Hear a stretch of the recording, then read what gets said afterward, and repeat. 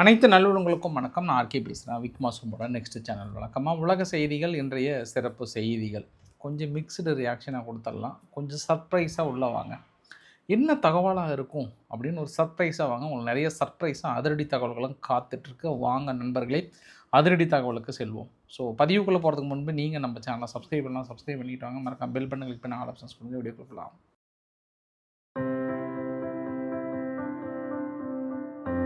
First நம்ம இஸ்ரேலினுடைய தகவல் பார்க்கலாம். இஸ்ரேலுடைய ஃபினான்ஸ் மினிஸ்டர் ஸ்மோட்ரிச் என்ன சொல்லியிருக்கிறாருன்னா, நாட் இன்ட்ரெஸ்டட் ஈரான் வாரில் ஜாயின் பண்ணுறதுக்கோ இல்லை வேறு ஏதாவது பண்ணுறதுக்கோ ஐ ஆம் நாட் இன்ட்ரெஸ்டட், எங்களுக்கு நிறைய வேலை இருக்குது அப்படின்றாரு. கோட்டசாமி நீங்கள் வரல அப்படின்னா தானே ஏதோ சூட்சமும் உள்ள அடங்கியிருக்கு. திடீர்னு ஓடி நாட் இன்ட்ரெஸ்ட் அப்படி இப்படின்னு சொல்கிறீங்களே, அப்போ நம்ம ஏதோ உள்குத்து இருக்குமா, வேறு ஏதாவது மறைமுகமாக சொல்ல வராங்களா அப்படின்ற இன்னொரு ஆங்கிள்லையும் பார்த்துடலாம். இந்த லெபனானுடைய பேச்சுவார்த்தை, சதன் லெபனானில் இஸ்ரேலினுடைய இராணுவம் கொஞ்சம் கொஞ்சமாக விலகி கொள்கிறாங்களா அப்படின்னாங்கன்னா, அந்த பைலட் ஜோனுக்கு பக்கத்தில் வந்துட்டாங்க. இப்போ லெபனான் ஆர்மி உள்ளே நுழைஞ்சிட்டாங்க. அவங்க கட்டுப்பாட்டில் ஒப்படைச்சிட்டு இஸ்ரேல் கொஞ்சம் கொஞ்சமாக பின் வாங்குறாங்க, அதாவது அந்த ஏரியாவில் இருந்து. அதற்கான வேலைகளை துரிதமாக தொடங்கி விட்டார்கள். அதுதான் அங்கே அமெரிக்காவிலும் பேச்சுவார்த்தை கிட்டத்தட்ட ஒப்புதல் ஃபைனல் கண்டிஷனுக்கு வந்துட்டாங்க. லெபனானுடைய இராணுவம் அங்கே இருக்கக்கூடிய கண்டிஷனை தன் கண்ட்ரோலுக்குள்ளே எடுத்துகிட்டு அந்த பைலட் ஜோன்லேருந்து ஸ்டார்ட் பண்ணிட்டாங்கன்னா நாங்கள் வெளியேறோம் அப்படின்ற மாதிரி சொல்லியிருக்காங்க. திடீர்னு இன்றைக்கி சைட் ஆஃப் ஆமூஸ் பகுதியில் A7700 ஸ்குவாக்குன்னு சொல்லிட்டு ஏரியல் ரீஃபுல்லிங் டேங்கர் ஒன்று இந்த பர்ஷியகல் பகுதியில் அது பேர் மேடே கால் அப்படின்வாங்க. மேடே கால் அப்படின்னா அது எமர்ஜென்சிக்காக தரையிறங்கிறது. மேடே கால்னு சொல்லிட்டு எமர்ஜென்சியாக அனௌன்ஸ் பண்ணிட்டு திடீர்னு வட்டம் அடித்தது. அதுக்கப்புறம் அது சிக்னல் எங்கேயுமே கிடைக்கல. மேபி வேறு ஏதாவது ஆச்சா என்னன்னு தெரில. பட் வானில் வட்டம் அடித்து கொண்டிருந்த ரீஃபில்லிங் டேங்கருக்கு என்ன ஆச்சு? ஒருவேளை ஈரான் தாக்குதல் நிலை குலைந்ததா, இல்லை ஏதாவது சம்பவம் நடந்து விட்டதா? அப்படி நடக்கும் பட்சத்தில் அது பெரிய நிகழ்வாக பார்க்கலாம். ரவிக்குமார் சோமு சேனல் டீட்டெயிலாக கிடச்சிருன்னு நினைக்கிறேன். இது இப்போ ரொம்ப சுட செய்தி. இந்த செய்தி கேட்டோடனே உங்களுக்கு சூடாக இருக்கும். ஏன்னா அப்போ தான் ரீஃபில்லிங் டேங்கர் மேலே பறக்குது தாக்கல் நடத்துறதுக்கு. பகல் நேரத்தில் தாக்கல் நடத்திட்டு தான் இருக்காங்க. திடீர்னு ரீஃபில்லிங் டேங்கர் மேடே கால் வருது. மேடே காலுக்கு அப்புறம் எமர்ஜென்சி கால் வருது. அப்புறம் திடீர்னு சிக்னல் கிடைக்கல, எங்கே போய் இறங்குன்னு தெரியல. பந்தர் அப்பாஸ் தொடர்ந்து தாக்கல் நடத்திட்டே இருக்கிறதுனால, யார் அமெரிக்கா தாக்கல் நடத்திட்டே இருக்கிறதுனால இன்றைக்கி ஒரு பெரிய ஹியூமன் செயின் அந்த இடத்துல நிறுத்தியிருந்தாங்க ஈரான். இன்றும் இன்றும் தொடர்ந்து ஹியூமன் செயினை நிறுத்தி தாக்குதல் இங்கே நடத்தக்கூடாது அப்படின்ற மாதிரிலாம் சொல்லியிருந்தாங்க. கூடுதல் தகவல், ஈரானுடைய கமாண்டர் கானி அவர்கள் என்ன சொல்லியிருக்கிறாருன்னா, எங்களுடைய முஸ்தபா காமேனி அவர்களை ப்ரொடெக்ட் பண்ணுவதற்கு கடவுள் இருக்கிறார், அல்லாஹ் இருக்கிறார், அல்லாஹ் பார்த்துப்பார். ஆனால் இனி எங்களுடைய ஒரே நோக்கம் எங்கள் ரெசிஸ்டன்ஸுக்கான சுதந்திரமும் ஒரு பிரைட் ஃப்யூச்சரும் கிடைக்கிறதுக்காக தான். நாங்கள் அல்லாஹ்கிட்ட அவர் பொறுப்பை அவர்கிட்ட ஒப்படைச்சிட்டு மீதி நாங்கள் நேராக எல்லைக்களத்துக்கு போகிறோம். அமெரிக்கா ரெட்டியை தாக்குறோம், குட்டியை தூக்குறோம், முடிக்கிறோம் கதைன்ற மாதிரி சொல்லியிருக்காங்க. இனி சுதந்திர வேட்கை தான் எங்களுக்கு முழு பொறுப்பு. அமெரிக்க நிலைகள் எங்கேயும் இருக்கக்கூடாதுன்ற அளவுக்கு காணி சொல்லியிருக்கிறார்.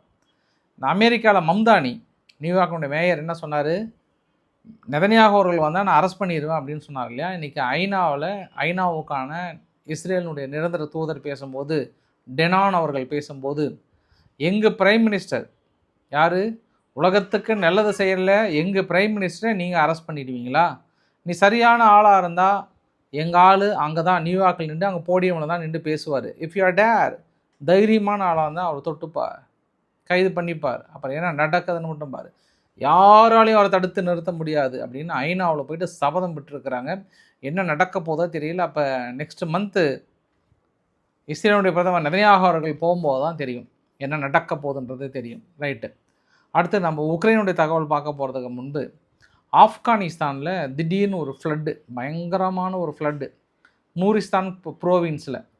இந்த நூரிஸ்தான் ப்ரோவின்ஸில் என்ன நடந்தது அப்படின்னா, திடீர்னு மேக வெடிப்பு, திடீர்னு ஒரு பெரிய வெள்ளம், திடீர்னு ஒரே சமயத்தில் வந்துருச்சு. திடீர்னு மக்கள் அடிச்சுட்டு போயிடுச்சு. ஆல்மோஸ்ட் ஒரு 80 மக்கள் அடிச்சுட்டு போயிடுச்சுன்றாங்க. 80ல் 20 மக்கள் அடிச்சுட்டு போயிடுச்சு. பட் 100 மக்கள் மிஸ்ஸிங் அப்படின்றாங்க. ஆக்சுவலாக அந்த ஏரியா ஃபுல்லாகவே மலைங்க. அங்கே பாகிஸ்தான்லேயும் மட் ஸ்லைடு தான், நிறைய இடத்துல மட் ஸ்லைடு இருந்தது. பாகிஸ்தானில் கொஞ்சம் அதிகம், ஆப்கானிஸ்தானில் கொஞ்சம் அதிகம், பாகிஸ்தானில் கொஞ்சம் குறைவு. அப்படியே இங்கே வந்தோம்னா இங்கே ஜம்மு காஷ்மீரில் அதை விட கொஞ்சம் குறைவு. இந்த கார்கில் போன்ற பகுதியிலாம் கொஞ்சம் நிறைய ஸ்லைடு வந்து பார்க்க முடியுது. நிறைய அந்த மண்ணரிப்பு அது இதெல்லாம் நிறைய பார்க்க முடியுது.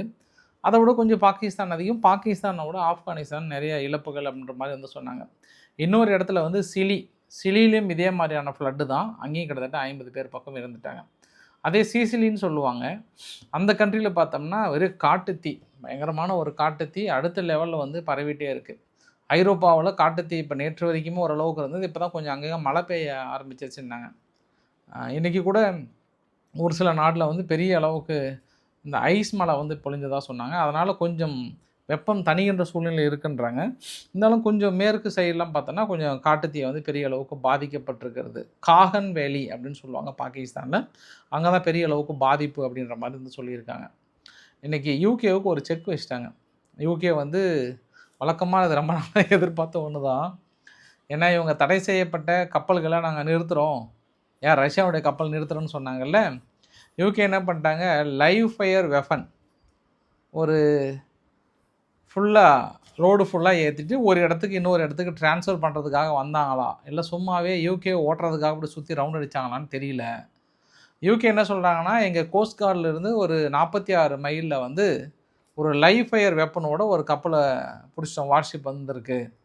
இது வந்து அவங்க எக்ஸசைஸ் பண்ணுறதுக்காக அந்த வார்ஷிப் வருதா, இல்லை நாங்கள் ஏதாவது பிடிச்சோன்னா வெடிக்க வைக்கிறதுக்காக வருதா, இது எங்களுக்கான அச்சுறுத்தலாக பார்க்குறோம் அப்படின்னு யூகே திடீர்னு ஒரு எச்சரிக்கை கொடுத்துருக்காங்க.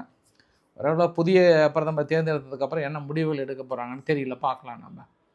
அதே போல் துருக்கி கப்பலில் வேலை செஞ்ச நம்ம இந்தியர்கள், குறிப்பாக கேரளாவை சேர்ந்தவர்கள், இந்த வரைக்கும் 5 பேர் பக்கம் இறந்துருக்காங்க. துருக்கியினுடைய கப்பல் ஒடிசா துறைமுகம், உக்ரைனில் இருக்கக்கூடிய ஒடிசா துறைமுகத்தில் தானியங்களை ஏற்றும் போது ஒரு அட்டாக்கில் 5 பேர் இறந்து போயிட்டாங்க. நேற்று ரஷ்யாவுடைய பேரை சொல்லாமல் கண்டனம் தெரிவித்தது இந்தியா. ஆனால் இன்று ரஷ்யாவுடைய அம்பாசிடருக்கு சம்மன் அனுப்பி வாப்பா வந்து இந்த காரணத்தை சொல்லிட்டு போப்பா வாப்பா அப்படின்னு கூப்பிட்ருக்காங்க. வந்து காரணங்களை சொல்லியிருக்காங்க. அந்த காரணங்களை ஏற்றுக்கொள்ளும் பட்சத்தில் நாங்கள் ஓகே, இல்லைனா அடுத்த கட்ட நடவடிக்கை எடுப்போம் அப்படின்னு இந்தியாவுடைய வெளியுறவுத்துறை அமைச்சகம் சார்பாக சொல்கிறாங்க.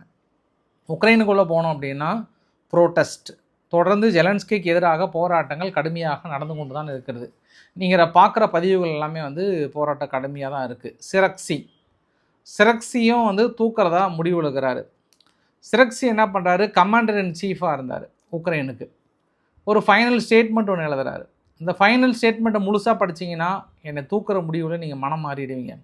என்ன பண்ணலை அந்த நாட்டுக்காக, நான் என்ன பண்ணலை, நீங்கள் நியமித்த அந்த 6 மாத காலத்தில் மிக என் உயிரையும் விடாத அளவுக்கு நான் அர்ப்பணித்திருக்கிறேனே, அனைத்து வித என்னுடைய தியாகங்களையும் செய்திருக்கிறேனே, என் குடும்பங்களை பிரிந்து என் உறவுகளை பிரிந்து உங்களுடன் பயணித்து நாட்டின் முன்னேற்றத்திற்காக அனைத்து வித உதவிகளும் செய்து எல்லை களத்திற்கு கூட செல்ல தயாராக இருந்தேனே, நீங்கள் ஆணையிட்டால் நான் எல்லை களத்திற்கு கூட செல்ல தயாராக இருக்கிறேனே, அப்படி இருக்கும்போது என்னை நீங்கள் பதவியில் இருந்து விலக்கி விடலாமா, சொல்லுங்கள் ஐயா சொல்லுங்கள் அப்படின்னு ரொம்ப உருக்கமாக ஒரு கடிதத்தை எழுதியிருக்கிறாரு ஜெலன்ஸ்கிக்கு. ஜெலன்ஸ்கி இருந்தாலும் ஃபெட்ரோ அவர்களுடைய வளர்ச்சியை பிடிக்கல. திடீர்னு சிரக்சி ஏதாவது வளர்ந்துட்டாருன்னா கொஞ்சம் கஷ்டம் இல்லையா. ஜெலன்ஸ்கியோட எய்மே 6 மாதம் தான் ஒருத்தர், யாராக இருந்தாலும், ஏன்னா அவர் வளர்ந்துடக்கூடாது, ஃபேமஸ் ஆகிடக்கூடாது, அதனால் தூக்கிடுவாங்க. இப்போ அடுத்த கட்ட ஒரு தலைவரை வந்து அவர் பேர் வந்து என்ன, ப்ரோகோபென்கோவை நியமிக்கிறாரு. உடனே ஜுலாஜினி இவர் வந்து கமாண்டர் இன் சீஃபாக 1 வருஷத்துக்கு முன்னாடி இருந்தார், பயங்கரமாக வளர்ந்தார். தூக்கி பிடிச்சி யூகேனுடைய ஃபாரின் அம்பாசிடராக தூக்கி போட்டார். போப்பா யூகேவில் போய் வாழுப்பா அப்படின்னு தூக்கி போட்டார். ஏன்னா இது சர்வே ஒன்று எடுத்தாங்க. சர்வேயில் அடுத்த அதிபர் யார் ஜெயிப்பார், இப்போதைக்கு எலெக்ஷன் வச்சா யார் ஜெயிப்பாங்க அப்படின்னு ஜுலாஜினி பேர் வந்துருச்சு. மனசை விடுவாரா, ரைட்டு என்னப்பா என் கீழே வேலை செஞ்சுட்டு எனக்கு எதிராக நீ ஜெயிச்சிருவ போலன்னு தூக்கி யூகே காமிச்சிட்டாரு.